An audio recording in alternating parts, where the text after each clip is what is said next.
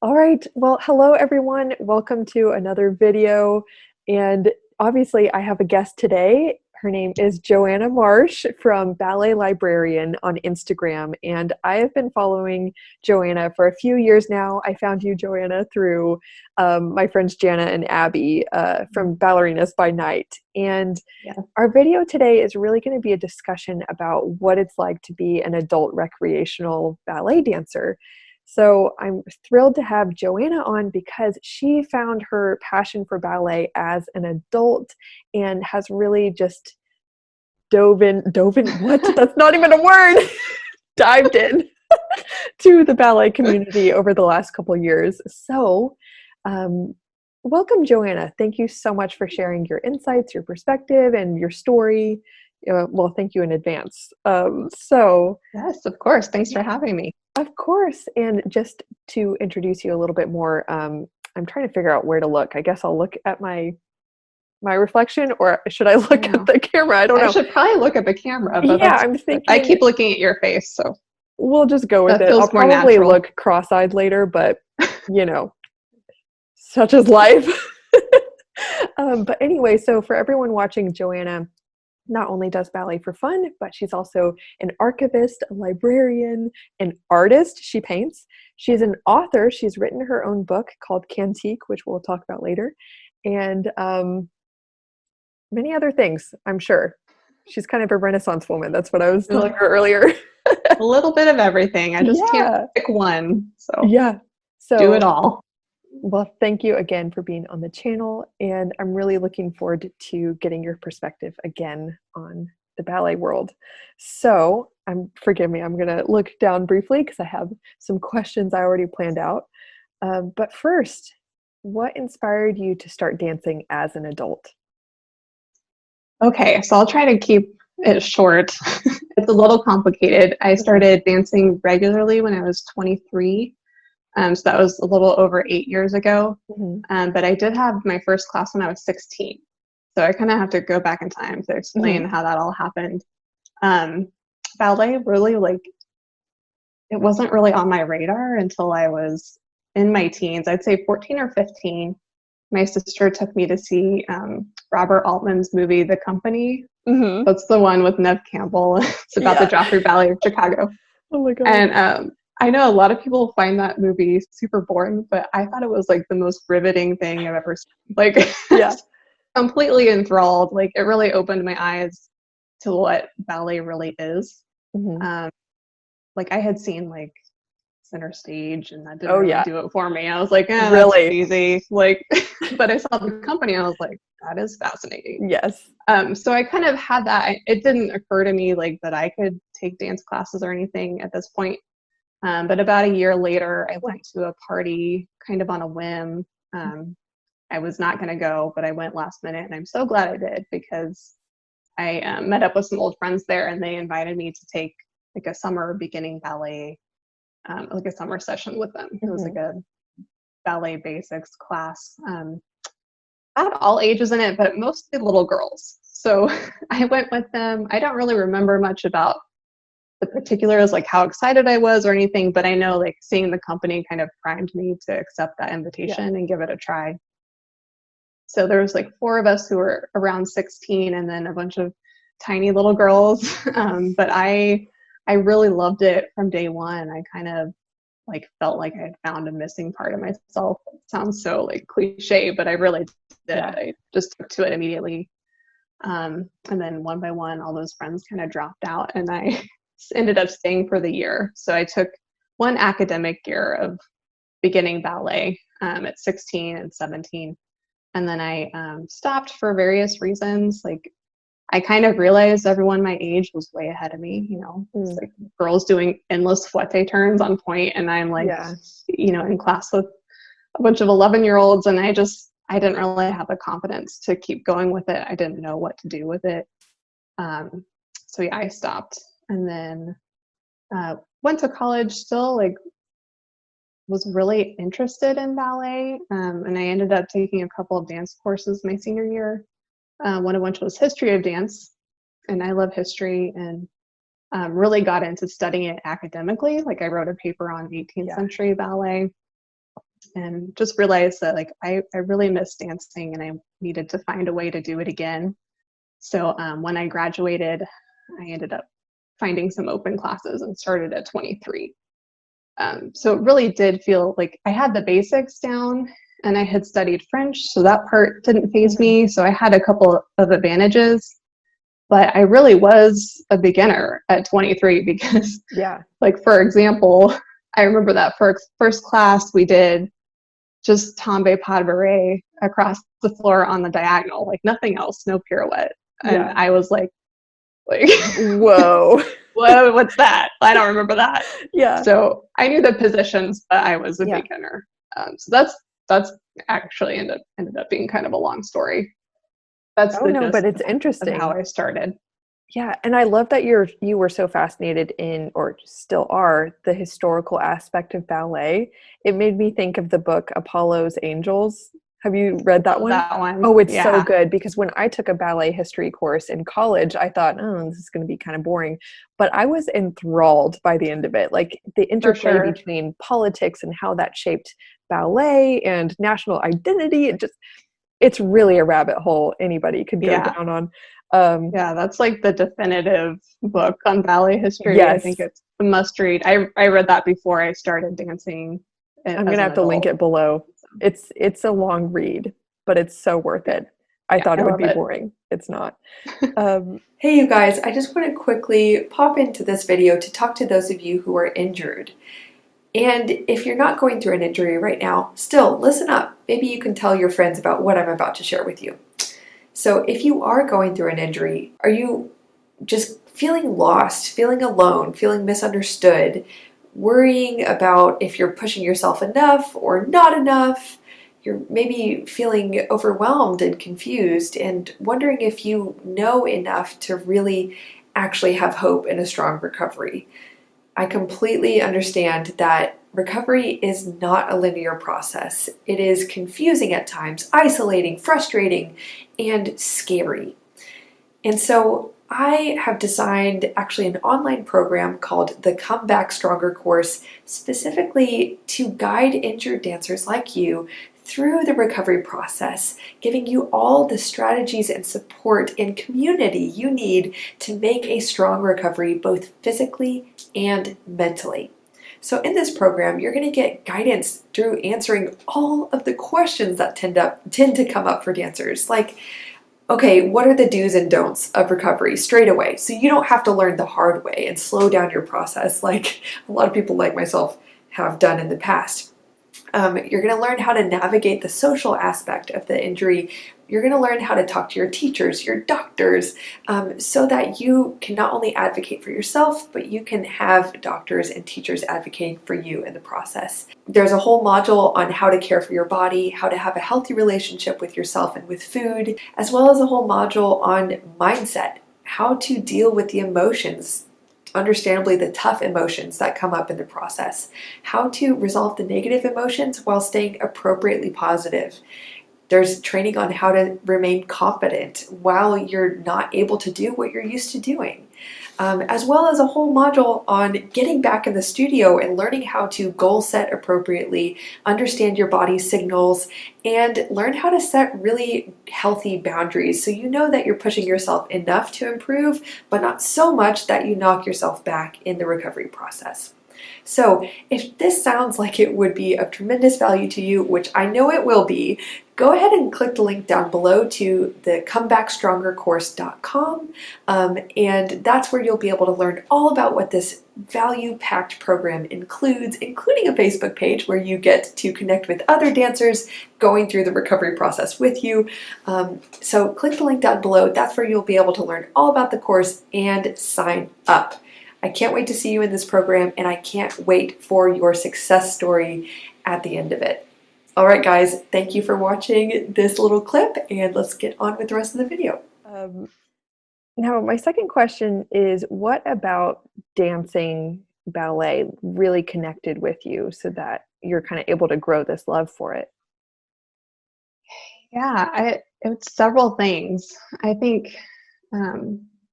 when I really think about it, it comes down to the music itself. Like music can kind of make or break a class for me. Yeah.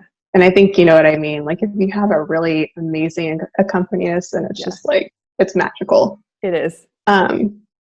So that like intuitive connection with music that I had kind of forgotten about. Like I think I had it as a little girl, and I loved dancing around and Yeah. singing and things. And I kind of rediscovered that. And I was thinking about this the other day.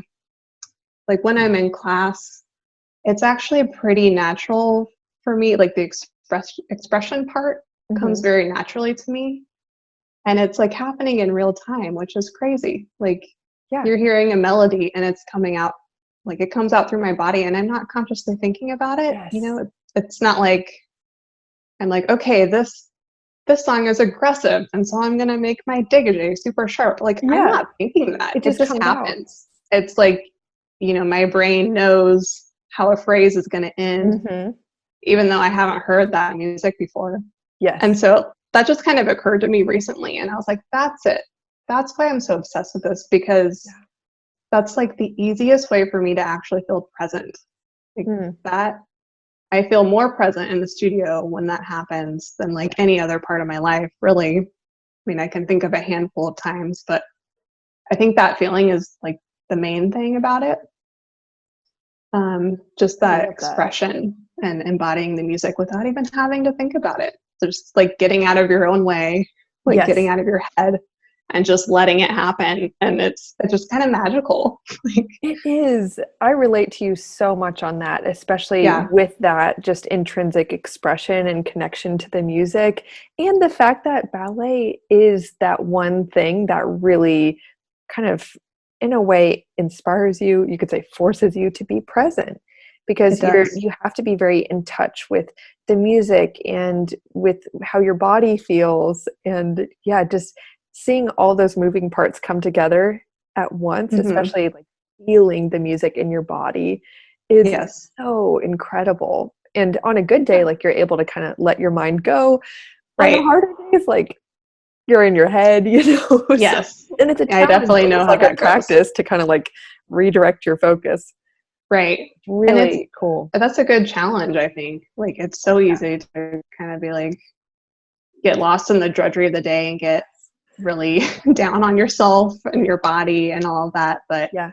when you can like push that aside, it's really great Hmm. to have that outlet. And it's like therapy to me, like going Yes. to class after working all day and having a very like intellectual job. Mm. I just want to like use my brain in a different way Yeah. and use my body after I've been sitting, you know. So Yeah. that's it kind of keeps me sane, honestly. Like if I miss too many classes, I start to get like Yeah. this kind of claustrophobic feeling or something. Um, but like other than that, there's a lot of peripheral things Mhm. about ballet that I love. Like I mentioned to you, I studied French, and like Yeah. so that part I took to naturally. I could actually picture the words being spoken, Mm. and I love the historical part of ballet, and taking part in a tradition that's survived for so long is really neat Yeah. um, to me. So there's all sorts of aspects. I mean, the way that it combines art and athleticism Mm. was really important for me because I come from a family of athletes and artists. And when I was younger, like I definitely established myself as an artist, but I never knew how to like, use my natural athletic ability. I was not Yeah. into sports, was not competitive.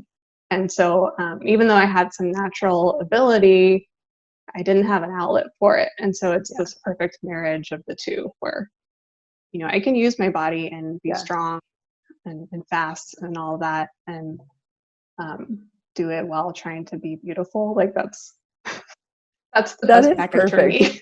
And then also, since you seem more like an intellectual person, there is like this intellectual part of ballet where you actually do have to be quite intelligent to be good at Right. it. So it's like a Yes. mental challenge, it's physical, it is extremely therapeutic because it brings you into the present moment. Yet I Yeah. relate to this on so many different So levels. many things. Yeah. And using your brain in a different way. Yes. And it's amazing like if I take a long break or Mhm. something, how I have to practice like getting the patterns and Yes. everything. and eventually that becomes pretty natural. So Yeah. it is like on all levels. I just love it for so Mhm. many different reasons. Yeah. My next question is, how has ballet enriched your life? Yeah. So I think all the reasons I mentioned Yeah. before, the therapy part, the just having something, an outlet for expression and using my body, and not just for the sake of exercise. Um, but also, I think one of the biggest things I've taken away from studying ballet is discipline. I did not have the discipline that I have now. Um, as you know, ballet is freaking difficult. Like, So hard. it's so hard. Like, I know we talk about that all the time, but it is so It really is. difficult. Yeah. And people who've never tried it, they just don't quite get that. But it is by far the most challenging thing I've done. And so it kind of makes other things in my life seem pretty easy in comparison. Yeah, I love that perspective shift, like when you have something that's strenuous or difficult or requires a lot of focus or discipline in your life, when you see yourself accomplishing things in that arena, it's like you can look at the other things that used to bother you or intimidate you in a totally different way. I Yes. love that. Yeah. And like the discipline is paired with patience, obviously, Mm. with ballet, because progress is so slow and Yeah. incremental. And so honestly, like my ballet training is what has enabled me to like do long-term projects, whether that's at work or on my own, like writing a book. Hmm. Like it's that slow progress and the Yes. patience you need to be disciplined over a long period of time. Like I definitely learned that from ballet, and that's I credit it with being the reason I've been able to accomplish other things, honestly. Amen. That's so good. Yeah, the delayed gratification of all of it. I Mm-hmm. think what is really unique and valuable about ballet is the community aspect. The fact that it is, when you do ballet, typically you commit to like a certain weekly rhythm of it. You're seeing the same people, usually over and Right. over again.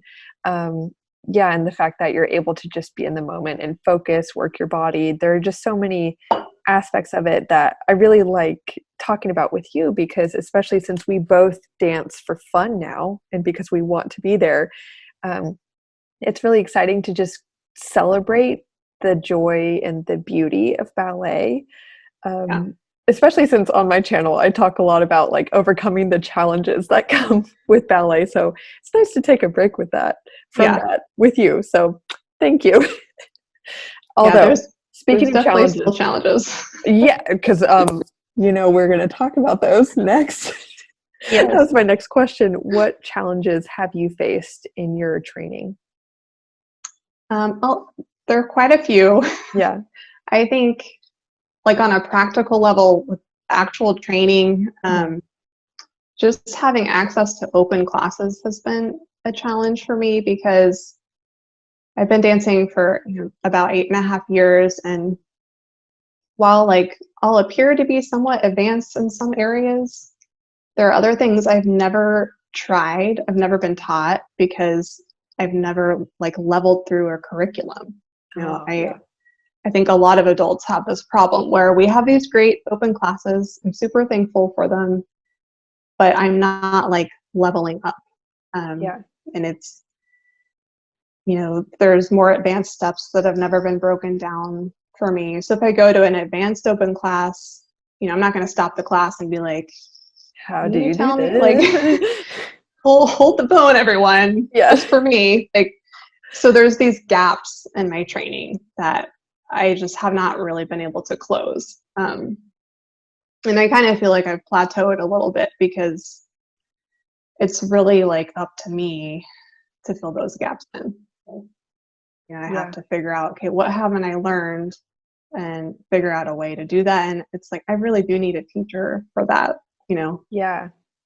So that's been a big challenge, of just kind of like getting the serious training that I Mhm. want. That's just hard to come by. And I think more and more schools, especially the ones who like specialize in adult, there's a few adults only studios popping up. They've actually built a curriculum where you do progress through that. And I get so like envious of those people. Like I want that. Because I think I kind of confuse teachers sometimes. They think I'm more experienced than I am. Yeah. Which I do have several years of experience now, but it's like, then they'll throw an advanced step into center and I'm like floundering, you know, like, oh, I guess she's not as great as I thought she was, you know. So that's been a challenge. Good insight though, because it does point to kind of a hole that there is in the industry right now. And some of it could just be from a business standpoint, like a lot of, well, every company, every school, especially small ballet schools, they are businesses.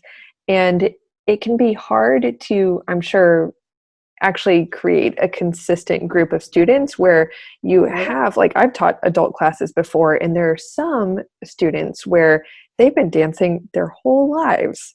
And so they know how to do certain things, they are stronger. And then, you know, because the studio needs the business, it's also open to whoever wants to walk in. And so as a teacher, you have that conflict of, oh, well, we have to kind of slow things down for a couple of weeks because Cindy over here just started and I don't want her to break her leg, you know? So that's really hard. So I'm really excited that there are some adult ballet studios. And then I've also thought of that problem before, that dancers like yourself who want to keep progressing and learning, like, how can we start solving that problem? And there's been one idea I've had, I've almost done it as a teacher, which is to gather a group of adult dancers and just schedule some group private lessons. And they all collaborate on some steps that they want to learn, or maybe they want to actually perform or learn some choreography or work in point shoes, things like that.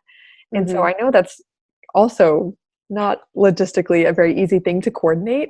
That's great though. I started to think, like, how can we overcome this so that more adult dancers do have that full experience they're looking for, especially in regards to performing? Because actually I saw that Jana from Ballerinas by Night, she performed with Oklahoma City Ballet, which is where I used to dance. And OKCB actually put on a show for their adult students. So I have hope that, like, hopefully as ballet becomes more popular, more adults will be attracted into it, and curricula will be built out to support their training. So fingers crossed. So too. I mean, it's great that people like you are thinking through this. I think a lot of teachers assume that, you know, we're just there for a good workout and to have fun, which we are, but it's like, there are people like me who they take it seriously. Like, you know, I want to be the best I can with the time that I have. So I totally get that, like, on a practical level, that's hard. You know, I can't imagine being a teacher and having to teach all levels in one class. That has to be a huge challenge. But as a student, it does get a little frustrating to. And I feel there's a kind of a misconception about adult dancers being so casual, like this assumption that an adult dancer doesn't want to actually take their technique and their training that seriously just because they're not trying to do it as a professional. And I think Adult Ballet Collective on Instagram, I'm just going to plug, like, all the people I know. Do it. Video. Why not? Share the love. But I think they posted something on their Instagram about just kind of debunking those misconceptions so that hopefully adult students can be honored by teachers a little bit more by being pushed appropriately or given corrections, because that's something as a teacher I had to learn, like, oh, these adult students, they actually won't be offended when I correct them. I had this idea in my head and they had to tell me, like, no, we want you to help us.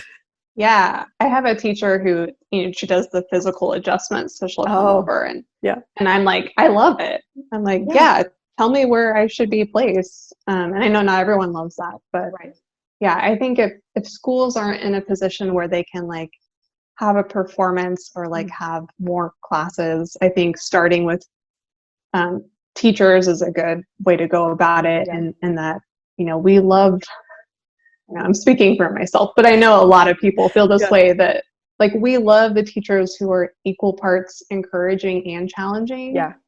Like there's a huge difference when I have a teacher who sees potential in me that I don't think I have. Yeah. They're like, go for a triple pirouette, why not? Yes. And that's what gets you to do it. Like you need someone to Absolutely. believe that you're capable of doing that. And just because we're a little older doesn't mean we can't. Like that's when I improve the most, when I have a teacher who's like actually like preparing us as if we were going to perform. That's I such a think good insight. that's a key. Like I love it when teachers are like, perform for the balcony. Yeah. Like that's actually what we need, because it is a performing art. Yeah. At the end of the day, it's kind of like, sometimes I get sad that I've spent so many years in the studio and really have a handful of performances to show for it, and they were, not ideal situations. Yeah.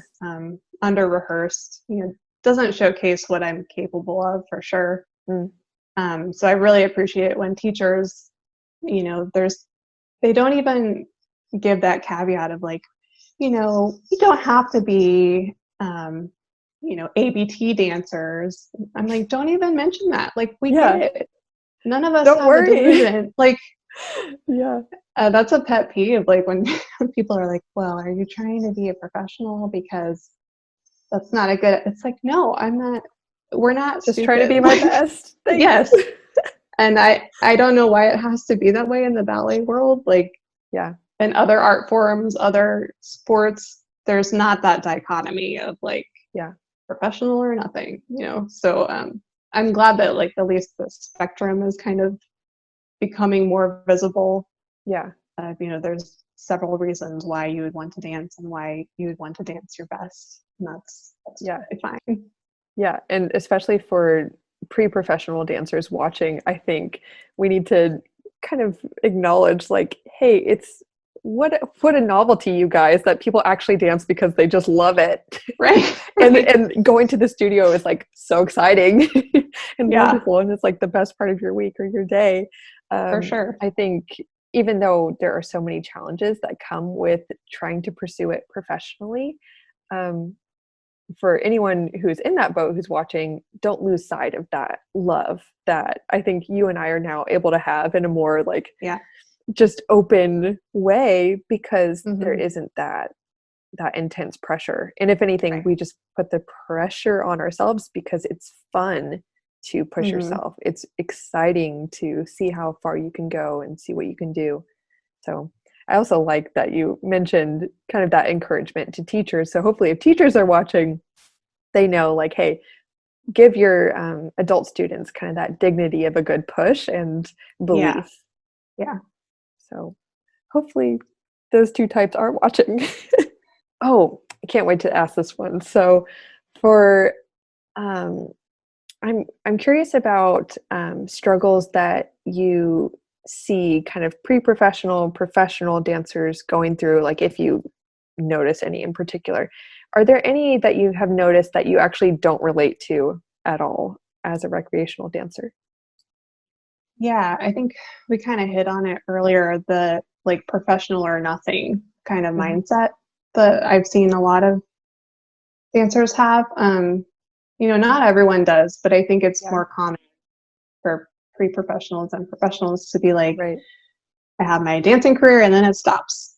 And like, I totally understand if someone has an injury when they retire and they physically can't dance. Right. But I don't understand the like, I used to be a dancer. I was a dancer. No, I'm not. Like professional or nothing. Because for me, I'm like, I'm not stopping ever. Like, why would I stop? I'm in this for the long haul. And so for someone, like, I know being a professional dancer is a super challenging career. It takes its toll. So I get that. But the way I see it is like, well, you do it because you love it, right? Because it's not like a super lucrative career. You must have loved it at one point.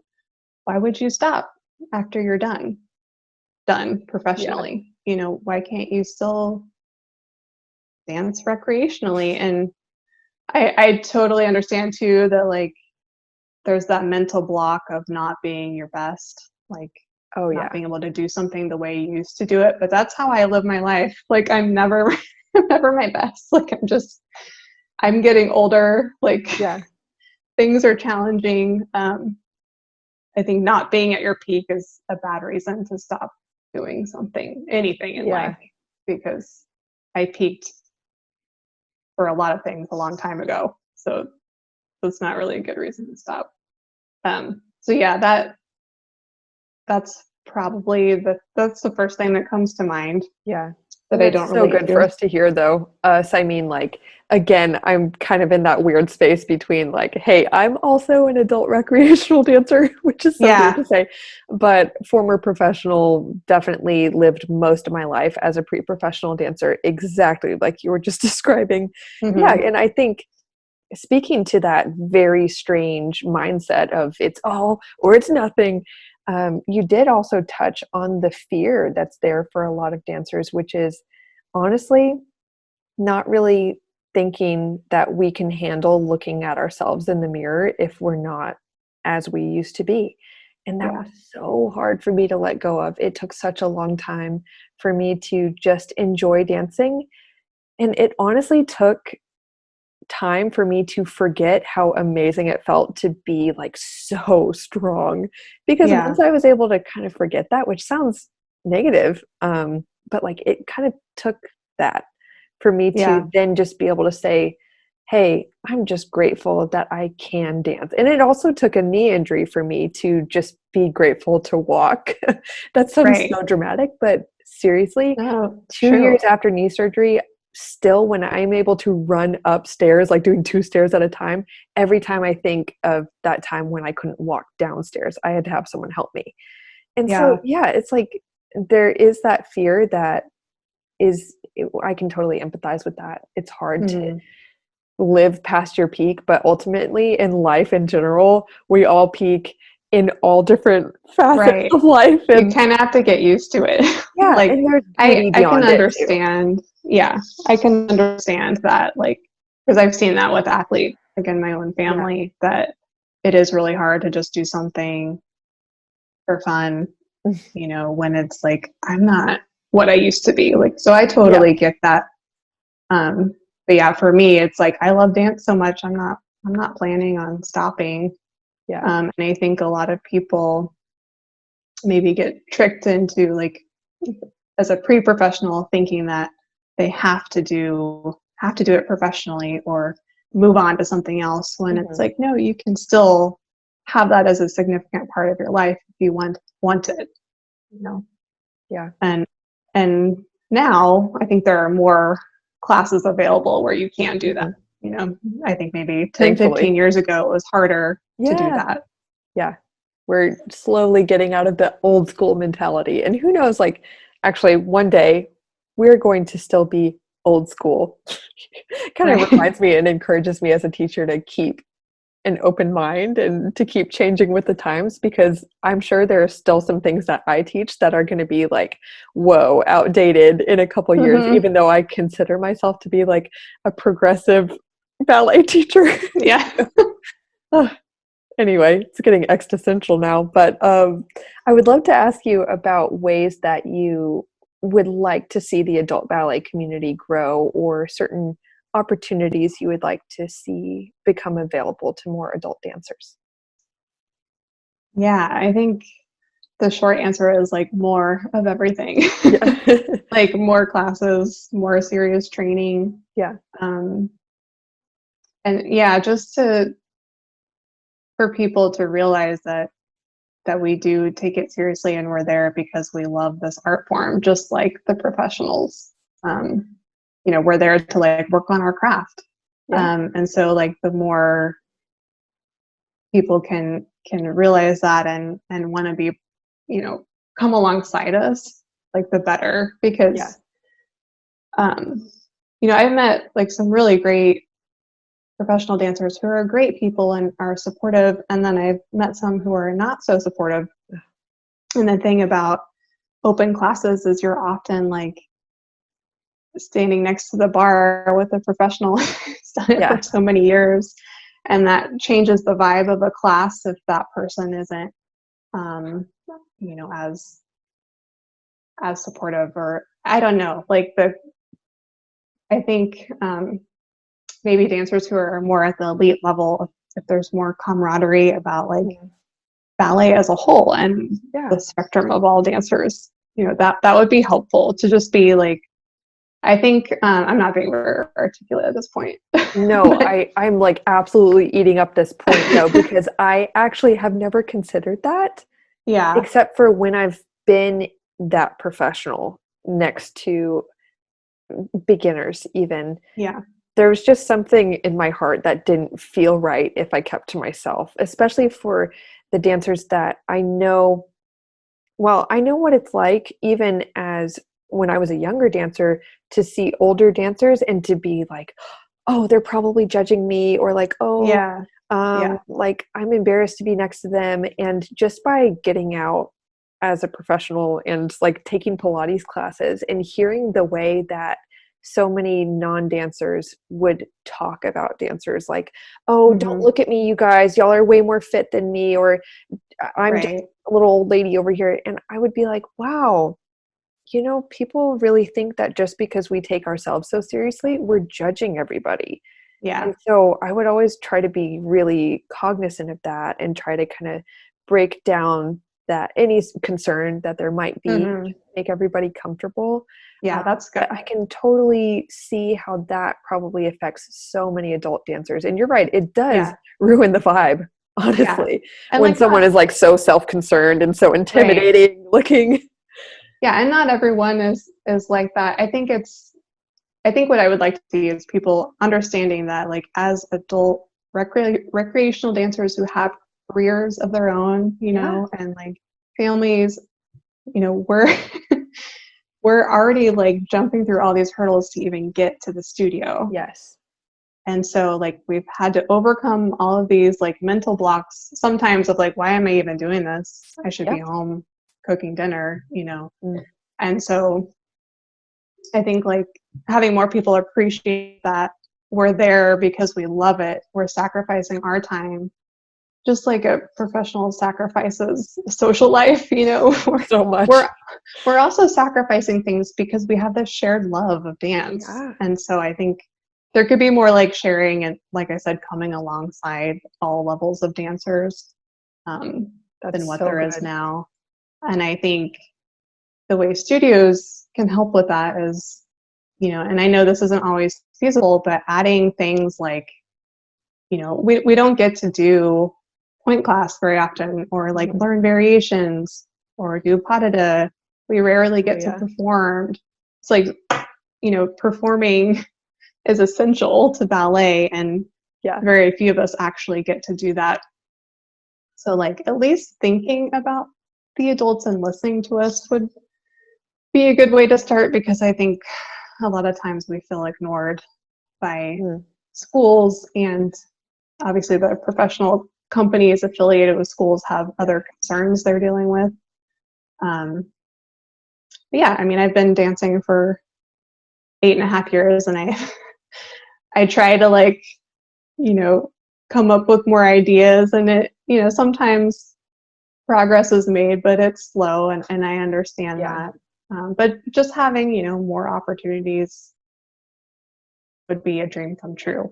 Yes, and I really hope for that in the Yeah. future. You know how a lot of bigger companies now are kind of hopping on this trend of holding classes for senior citizens or Mhm. people with Parkinson's. I think, well, now it sounds like kind of horrible that I'm like, and then adult dancers, all different categories. But what I mean here is like companies are getting creative with Yeah. the different niche audiences that they're serving, and they're building out programs that not only serve the community of their town or city a lot better, but it's also providing kind of an added aspect of goodwill to their name brand. And so I think it Right. could be really cool to attract um, more adult dancers who could also be patrons to the companies. Yeah. There's I just such mean, a community aspect that we need to be leveraging. right. There's like a huge market there. Oh yeah. my friend Hannah, I think she does the adult Ballet Hub website. Uh-huh. We dance together, and we're always saying, like, just take my money. Like, Here's my wallet. we're throwing money at you, like, for these things. Like, just take it. Yeah. But yeah, it was just, you know, like you said, they're businesses, they're slow to adapt. And sometimes we have to create our own opportunities. Yeah. Like, I pretty much, like, stocked studios in the area until I could get private point lessons because I couldn't find a proper point class that would start with me from the beginning. So yeah, after a while of like having to work to create your own opportunities, it would be nice to just have someone offer them. Yes. But luckily we're getting like more adult summer intensives too. So I've been able to do some little performances or just learning choreography is super fun. Like I would love to do more of that. I love that. I love your vision for all this. And I really hope that, I mean, I'm sure so many people share it, so many other adult dancers. And so I know they do. I hope this comes true. It's good. But I especially too. want to like talk to the serious dancers who are watching right now. We can do so much better to integrate the communities like you were talking about, to reach out to the adult dancer next to you. Like if you're a professional and you go take class, be nice and welcoming to your bar mates, you know? Yeah. Man, that really got me at that point. I'm like, wow. Now I'm second guessing so much about I mean, I know that I tried to kind of be more outgoing, but now I'm going to be like extra super empathetic whenever I go to adult classes, open classes, just to think of what it's like to be a beginner, or not. You're not a beginner anymore, but many adult dancers probably feel as if they are for years. I still feel like a beginner in a lot of respects, honestly. And I go to beginning classes because I really like working on, you know, foundational me too principles all the time. And I take like beginning class on point sometimes. And even then, like being, you know, a lot of times the more experienced dancer in the studio, like I totally get that feeling like you don't want to like diminish yourself, and you also don't want to be intimidating on accident. So I get that. Like I don't want to discourage professionals from coming to open classes, because I can see how that's tricky, and when you are in class it is very much like self-focused no matter who you are, and that's like nothing against the people around you. I think one thing I would like people to realize is that the adults in the studio classes are like also the ones helping keep ballet alive. Like word. Yes. I mean, it's an elitist art form. Like I hate to say it, but that's the truth. And that's not going to fly in today's culture. Like no. In order to survive, it has to evolve. And I think we're like adult recreational dancers are doing a lot to help that process. You know, we're supporting the studios, we're buying tickets for performances. You know, I think there's this huge like online presence that wasn't there like 6 years ago. When I wrote my novel, it was like just kind of emerging, like the adult ballet hashtag on Instagram, which I don't even like that. I just want it to be ballet. Ballet, Like why does it have to be adult ballet to distinguish it? But that wasn't around, and I feel like this group of people, we're doing a lot to keep ballet relevant, and acting is kind of a bridge between the professional world and then non-dancers. It's like taking people to the ballet and exposing more people to it. So I would love more people to like realize that and kind of start there. Yeah, I'm curious about how you feel about the title of adult recreational dancer. Does that also feel kind of a little cringy? Like, why can't you just be a dancer? Yeah, I mean, it does. Like, in an ideal world, I would want there to just be dancers. Just like, honestly, if you're talking about artists, you don't necessarily make a distinction of professional artists, amateur artists. Like, I guess some people do. So ideally, I would just like to be a dancer, and it's hard to consider myself one when I don't perform. Like, to be honest, I have to talk myself through like, well, you literally spend hours a week dancing. I think that means you can call yourself a dancer, but that's a mental thing I have to go through a lot. Totally. But like recreational is, I'm fine with it just Yeah. because it's the way to make that distinction. Yeah. It's funny how often people ask if I'm a professional, and I'm just like, no. Like, I don't understand. Well, you must have like a really good look. You do have amazing ballet fashion. I've seen your pictures. You got Oh, those elevate thanks. leotards. Addicted to dance wear. But Oh, like non-dancers will ask me understandable. that too. Like they'll hear that I take ballet and they're like, "Oh, are you professional?" Like someone asked me that at work. I'm like, I'm literally working. I'm Like, here. This is my job. so there's this, huge Oh, misconception yeah. everywhere about how ballet actually works. And Oh my gosh, yes. yeah, I'm like, no, I'm not. So But thanks in for that case, asking. I would say it's recreational, Yeah, but it's more of a passion too. So it's, yeah, I still haven't found like a good way to describe what I actually do. I'm learning so much from this. Yeah. This is so good. Because, yeah, now I want to just say like dancer. And I'm aware of how I was being very intentional about distinguishing adult recreational dancer, mostly just because I feel like when I say, oh, dancers, I'm in my mind, I'm mostly thinking of talking to those pre-professional dancers because they're like, oh, ballet is life. But Mm-hmm. in a way, you and I are still like, ballet is life, but our Right. lives are different. So now Yeah. I'm very interested to like start breaking down these constructs in my own mind. This is I great. mean, I get the distinction because it is a totally different lifestyle. I mean, you're It is. dancing 8 hours a day or whatever. I don't do that. So Right. I get that, and I have like respect for people who actually do that as their career. Like Yeah. I understand that. But yeah, can't think of a good solution for a label. That's okay. We'll Labels work aren't on always it. helpful. Sometimes they But are. there's an analogy I've used a lot about the whole amateurs and professionals being in the studio together Yes. is like, how often would a group of guys go to play like a friendly game of basketball at a gym, and then an NBA player like walks in Yeah. to the gym and like starts playing with them? Like that doesn't happen in No. real life, but it does in ballet. And This is interesting. Yeah. it's like no wonder it's, kind of a mental hurdle for Hmm. us to jump through, is like all of a sudden we're faced with someone who has practiced this Yeah. every day for decades. Yeah. And ballet is so hierarchical too. And so there can be an interesting culture of like, oh, if anyone is better than me, then I have to like hide over here, Yeah, or be overly humble or self deprecating. right. It happens even within people of the same rank within ballet. Yeah. It's very strange. Man, this has been so thought provoking.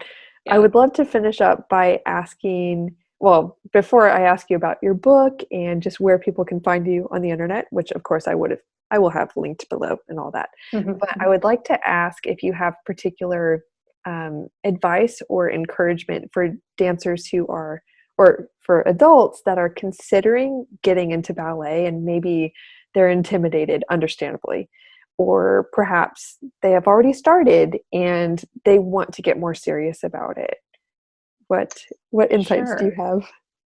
So I think I remember being intimidated going to my first class at 23, even though I had had some Yeah. experience. I had, a couple of advantages coming in, but I felt like I wasn't going to belong there, that maybe I shouldn't go. But I remember like I called ahead and talked to the receptionist a little bit, and she was like the most welcoming person, and just asked her some questions Yeah. like, is it okay if I wear this? What can I expect? And it really like it put my mind at ease. Like Yeah. I was really excited to go after that. So I think talking to someone is always good. And if you're like already in the studio and you have a minute before class, like maybe just talking to someone at the bar, like I don't know, that just kind of gets rid of some nerves, at least for I feel me. the same. Yeah. I did that Especially, at auditions all the time. yeah, It was like my coping mechanism. I would be like, "Hi, right. what's your name? Where are you from? What's your life story?" Ugh.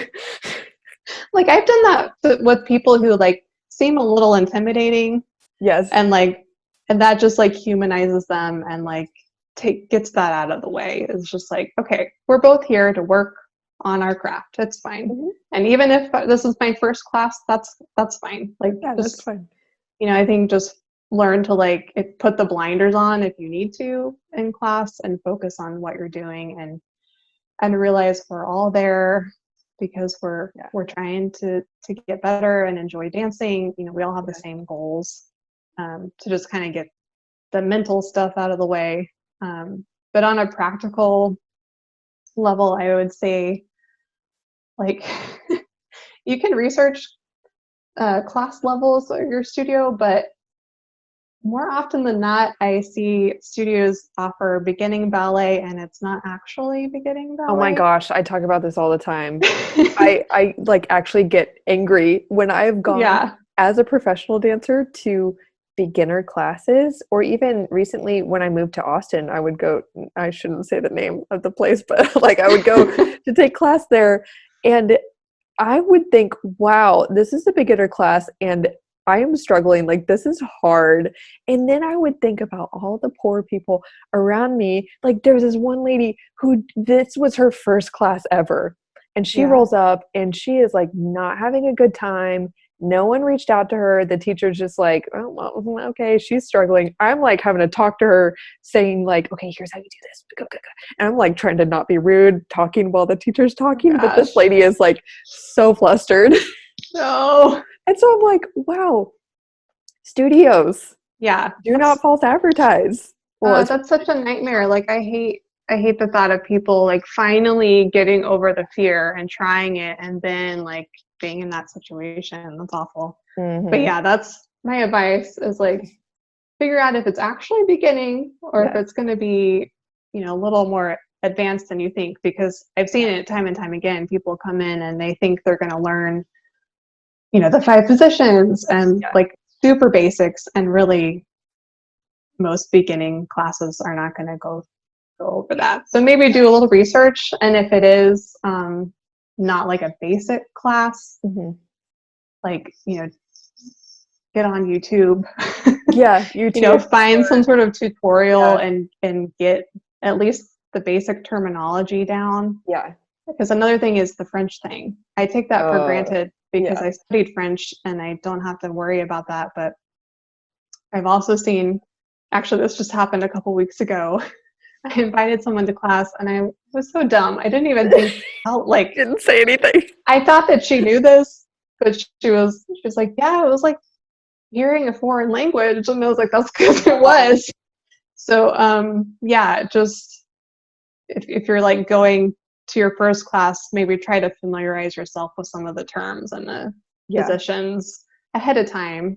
And there are books for this too, like the Gail Grant book. I will try to remember to put some links to like Amazon books on Amazon or something, because they're like pretty cheap. You could get used books and just like flip through the pictures, familiarize yourself. I know that's like tedious, but at least you have a leg up. Difference.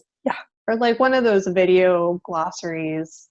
I can't remember which company, they actually take video of steps. That's amazing. So like maybe spend some time studying up on that before you go, just so that you have a bit of a leg up. Or like a mental frame around what is about to happen.